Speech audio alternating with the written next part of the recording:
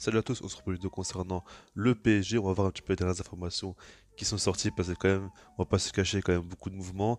Je suis l'un des premiers à critiquer très souvent le PSG et comment il fonctionne. Maintenant, je trouve que ça devient de plus en plus sérieux et qu'on risque de se diriger vers un PSG beaucoup plus compétitif la saison prochaine. Après, c'est pas encore fait. Il faut voir à peu près le mercato qu'ils vont faire, les joueurs qu'ils vont recruter, ceux qui partiront, etc. Même le dispositif. Il y a beaucoup de choses à voir encore. Mais en tout cas, c'est beaucoup plus positif que d'habitude. Et j'aurais beaucoup plus tendance à y croire cette saison que les autres saisons. Après, comme je l'ai dit, c'est encore un petit peu tôt. Mais vous avez compris l'idée. On va commencer par parler maintenant de Luis Campos, qui a officiellement donc signé au PSG en tant que directeur sportif. Alors de ce que j'ai compris, il travaillera, mais pas seul. Je pense qu'il y aura aussi Antero Henrique qui sera lui tout simplement le responsable des ventes des joueurs et Luis Campos plutôt des arrivées. Alors je ne sais pas encore si c'est officiel ou non, j'avais vu des informations comme ça. Si jamais ça se réalise, c'est un petit peu inédit, si je me trompe pas, moi j'ai jamais vu un club faire ça. Et par rapport à ce système, bah écoutez, Antonio Henrique, franchement, au niveau des ventes, ce qu'il a accompli au PSG, c'était quand même très très fort. On a vu qu'il peut négocier pour des bons prix des joueurs qui ne jouent plus. Donc c'est quand même assez impressionnant. Et après, il faudra voir ce qu'il pourra faire. Mais en tout cas, maintenant, on va surtout se concentrer sur Luis Campos. Et honnêtement, c'est un directeur sportif quand même qui me plaît dans le sens où on voit qu'il connaît vraiment le football. On l'a vu que ce soit à Monaco ou à Lille, il a fait d'excellentes recrues. Et le problème, on va dire, pour le PSG, c'est qu'à chaque fois, c'était dans le même type de joueurs ciblés, on va dire. Parce qu'à chaque fois, c'est des joueurs assez jeunes qui n'avaient pas encore réellement prouvé. Ils avaient juste montré qu'ils avaient du potentiel, mais n'avaient pas encore confirmé. Et lui, il a pris en fait ces joueurs-là avant qu'ils explosent. Je pense notamment à, par exemple, Bakayoko, Fabinho, Thomas Lemar, à des joueurs comme ça. Même à Lille, il y a pas mal de joueurs aussi. Et même quelquefois des bons coups, comme par exemple Renato Sanchez, qu'il a su faire. C'est des joueurs qui ont déjà montré de belles choses, qui étaient un petit peu plus dans une vague négative et qui revenait petit à petit, mais il l'a pris au bon moment. Vous voyez, il arrive souvent à faire sur de bons coups là, mais c'est souvent des coups à bas prix pour pouvoir faire des plus-values là-dessus. Et au PSG, ce sera pas du tout le même délire. Il va falloir quand même recruter plus de joueurs confirmés, plus de joueurs qui pourront apporter des certitudes aussi. Alors c'est vrai que des fois, des petits jeunes, ça peut être intéressant. Maintenant, c'est pas forcément ce que recherche le PSG. Ça, on le sait surtout avec Messi et Neymar, plus Ramos qui sont quand même très âgés. L'idée, c'est clairement de performer à très court terme. Et du coup, il va falloir les entourer le mieux possible dès maintenant. Il faudra voir si dans ce cas-là, il sera bon. Maintenant, ce qu'il faut savoir, c'est que c'est quand même un gars qui connaît très bien le football. Il sait cibler, on va dire, les défauts de l'équipe et savoir où il faut renforcer. Et puis, en dehors de ça, quand je vois par exemple qu'il a refusé Dembélé, notamment par rapport au fait qu'il soit souvent blessé, qu'il ne soit pas très sérieux, pour moi, ça prouve quand même que le gars est venu bosser et le gars est venu clairement s'imposer au PSG. Ça, c'est quand même très très fort parce que pour moi, c'est une bonne idée. Dembélé, c'est un excellent joueur, tout ce que vous voulez. Maintenant, le PSG a besoin de plus de garanties. Typiquement, le genre de joueur comme Dembélé, c'est des personnes qui vont venir à Paris et qui vont, voilà, je peux faire la fête dans la ville, etc. Mais ils vont pas se donner à 100%.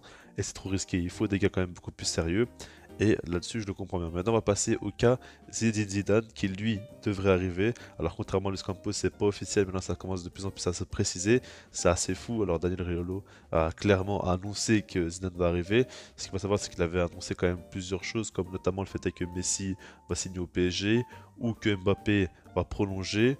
Il a annoncé quand même plusieurs mois en avance. Alors, c'est vrai que souvent, t'as deux possibilités, quoi. Alors, par rapport à Messi, quand il avait dit, c'est vrai qu'il n'y avait pas encore beaucoup de rumeurs sorties comme quoi Messi pourrait aller au PSG. Il y avait beaucoup de rumeurs comme quoi le PSG était intéressé, mais dans l'autre sens, c'était pas encore trop le cas. Et là, il avait dit, maintenant, par rapport à Mbappé, c'est une chance sur deux. Pour moi, je suis désolé, mais n'importe qui peut dire Mbappé va prolonger, tu forces là-dessus, au bout d'un moment, tu peux avoir raison. Donc là, il faudra voir un petit peu si ça se confirme avec le long terme. En tout cas, il y a pas mal de gros dossiers où il a su savoir en avance ce qui se passer. Là, il annonce pour Zinedine Zidane. Et du coup, ça parle de plus en plus de ce transfert-là, de cette possible arrivée de Zidane. Pochettino, bien évidemment, qui sera licencié. Et maintenant, je donne un petit peu mon avis.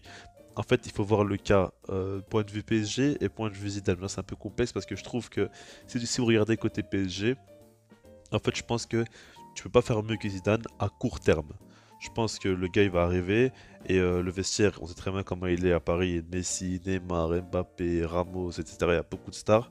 Je pense qu'il peut clairement gérer le vestiaire parce qu'il faut un gars quand même qui a du charisme, un gars qui a quand même beaucoup, on va dire un gars qui est crédible tout simplement et qui sait très bien qu'il a déjà accompli de belles choses dans sa carrière en tant qu'entraîneur ou en tant que joueur. Ça force le respect et ça donne envie de l'écouter. Et ça, c'est quand même un très bon point. Et puis en dehors de ça, je pense que Zidane, sa vraie qualité en tant qu'entraîneur, c'est de savoir mettre les joueurs dans les meilleures conditions et de mettre en place un système assez simple, certes, mais qui va convenir à un maximum de joueurs encore une fois. Et du coup, s'il fait ça, les joueurs sont plus épanouis. Après, tactiquement sur le terrain, c'est jamais non plus incroyable ce qu'il propose, mais je pense qu'à Paris, c'est déjà intéressant de pouvoir les mettre bien comme ça, et puis de retrouver beaucoup de sérieux. Je pense que vraiment ce qui leur manque le plus actuellement. Et donc voilà, maintenant, pour moi, c'est pas non plus une superbe recrue dans le sens où je pense qu'il faut plus un bâtisseur de projet, comme par exemple un Jurgen Klopp, ce serait monstrueux. Maintenant, je crois pas forcément qu'il vienne à Paris, mais vous avez compris l'idée quoi. Il faut un entraîneur qui pourra bâtir un projet sur le long terme, et je pense clairement qu'il leur faut aussi une identité de jeu. Le truc avec Zidane, c'est que on sait très bien qu'il est attiré par l'équipe de France et qu'il veut être le nouveau sélectionneur. On parle même d'une possible clause qui dirait tout simplement que si jamais le poste de sélectionneur de l'équipe de France se libère et que Didier Deschamps n'est plus simplement le coach, eh ben, il pourrait le remplacer et Paris serait d'accord par rapport à ça. Donc ça prouve clairement qu'on n'est pas du tout sur un contrat très long terme avec Zidane. Il faudra voir ce qu'il pourra faire dès maintenant, quoi. Mais ça pourrait ne pas durer très longtemps. Et ça, c'est quand même un gros problème. Je pense que le PSG a besoin de plus de stabilité et Zidane ne peut pas en offrir énormément. Donc là, c'est quand même pour moi un gros défaut. Maintenant, en dehors de ça, Zidane, le problème c'est qu'il sera jugé que par rapport à la Ligue des Champions, encore une fois. Donc si jamais il n'y arrive pas, bah, directement il sera vu comme un échec. Et ça, c'est quand même très problématique. Moi, je pense clairement qu'il lui faut un meilleur effectif, qu'il lui faut plus de joueurs ce qu'il y a actuellement, parce qu'il y a énormément de gros joueurs, etc. Maintenant, quand tu regardes au niveau des profils, au niveau de la complémentarité, c'est pas non plus la folie. Je pense qu'il y a quand même des postes où tu peux te renforcer, notamment en défense centrale encore un petit peu, et puis surtout au milieu de terrain. Et même peut-être en attaque avec des profils un peu différents, mais ça c'est encore moins important on va dire.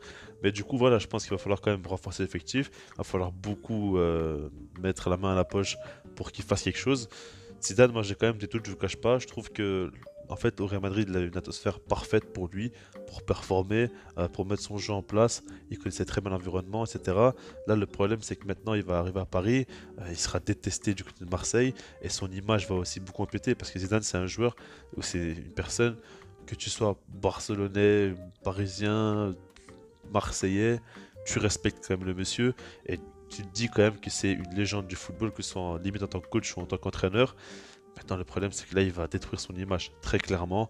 Ça, c'est quand même un gros problème pour Zidane, parce que les Marseillais vont le détester, parce que les Madrilènes vont un petit peu l'en vouloir. Alors, je pense pas non plus tant que ça, mais ils seront peut-être un petit peu déçus avec ce qui s'est passé déjà là très récemment. Et puis, aller dans un club comme ça, un club qui est dirigé par un État, ça, pour moi, ça gâche un petit peu son image, et ça, c'est quand même un gros truc à prendre en compte. Et je pense qu'il réfléchit beaucoup par rapport à ça, parce qu'en dehors de ça, bah, il est en France, et puis il a quand même un effectif monstrueux pour lui. Il a tout pour performer quand même. Mais du coup, voilà. Je sais pas quoi t'en as pensé par rapport à Zidane, par rapport à Campos. Et puis moi, je vous dis peace.